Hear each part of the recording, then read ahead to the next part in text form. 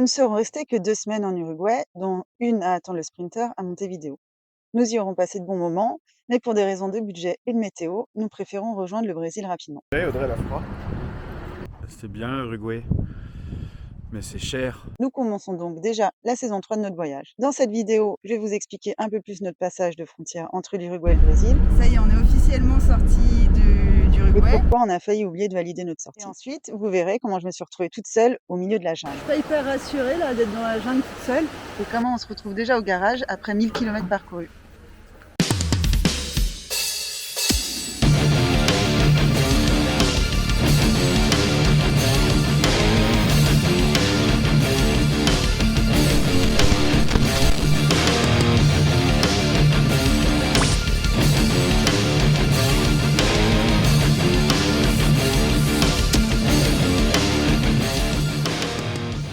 À la frontière entre l'Uruguay et le Brésil, il y a la ville de Chuy.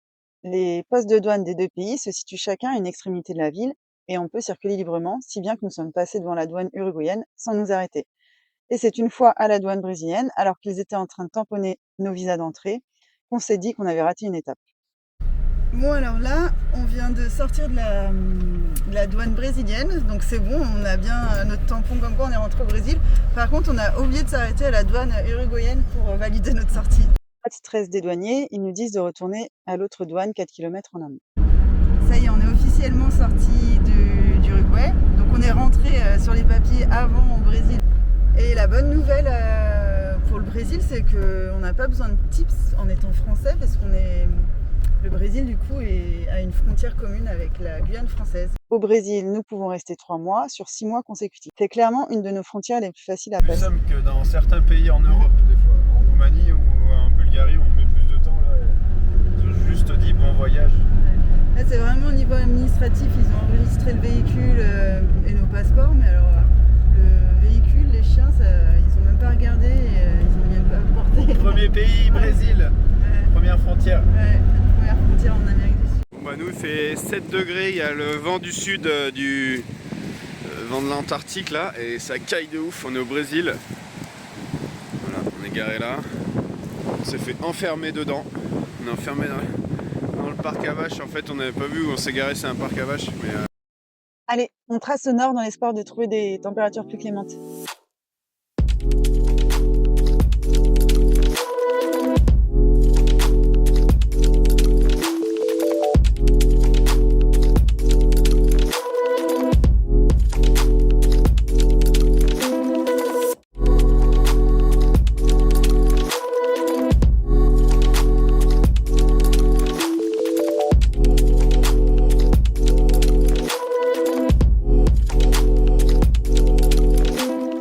aujourd'hui, on a réussi à se garer à l'entrée d'un parc naturel. On est à Sao Francisco de Paola. Et donc là, aujourd'hui, on est dans le parc naturel, un parc où il y a 8 cascades. En tout cas, c'est super beau. Ça y est, on va partir pour la balade. Ça, c'est les plans. Et ils nous ont donné des petits bracelets comme à l'hôpital ou au festival, c'est pareil. Donc on va faire la rouge, la Audrey, elle est en train d'établir le plan. la violette et la bleue.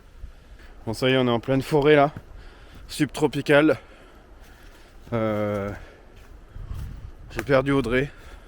Je propose de rester jusqu'à la fin pour savoir combien sur les 8 cascades j'ai réussi à avoir, combien Mika aura réussi à avoir de cascades.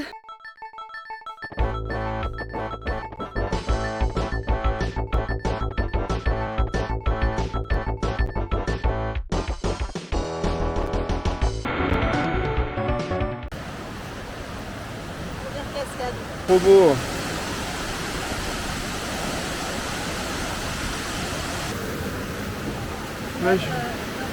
Ouais, mais je vois.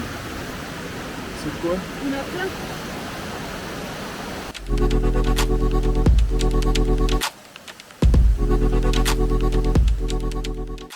Audrey, elle remonte les chiens parce qu'il y a plein des bestioles. Là, il y a un singe là-haut.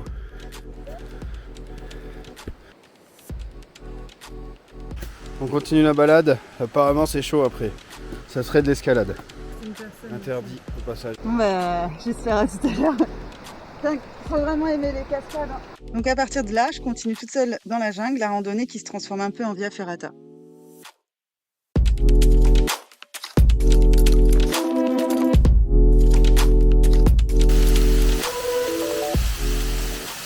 Je suis en stress, j'arrête pas de regarder au sol, en l'air, s'il n'y a pas des bêtes. Dès qu'il y a un truc qui bouge, je sursaute. Et j'ai encore les jambes toutes tremblantes de la descente. Alors là, je suis partie faire la 4e cascade toute seule. Je pense la dernière là. Donc, j'ai un peu envie d'aller à la 5e là, qui est pas loin. Peut-être me motiver. Je suis arrivée à la 5e. Je suis trop contente. Ouais, du coup, je pense que ça va être la dernière.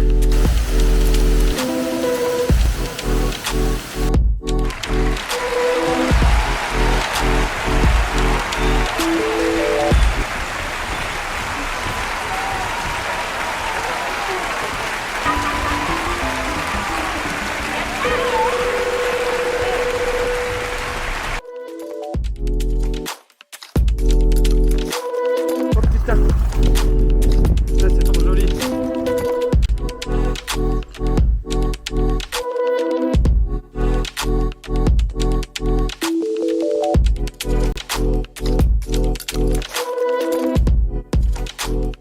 Ça y est, on repart du parc, on a fini notre tour de vélo et de marche. Et il y a quoi, il y a On a 22 km à faire et je sais pas s'il dit 1h30, non 15. 1h15. Donc voilà, on s'attend au pire pour la route.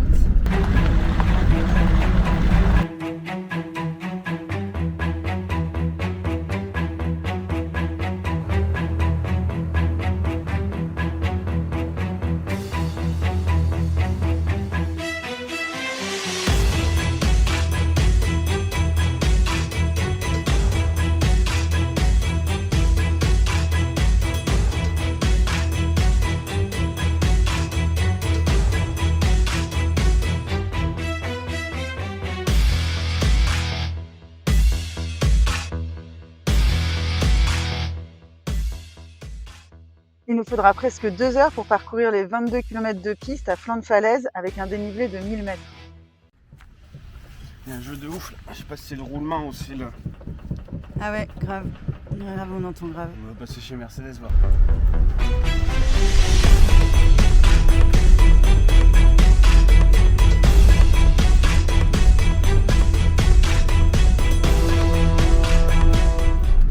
Bon, on est chez Merco, il y a le chef d'atelier, il est parti voir s'ils peuvent regarder le camion.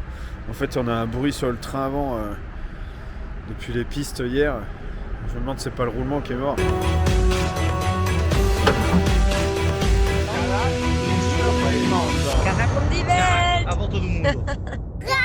Au bout du monde. Carac, quoi? Carac autour du monde.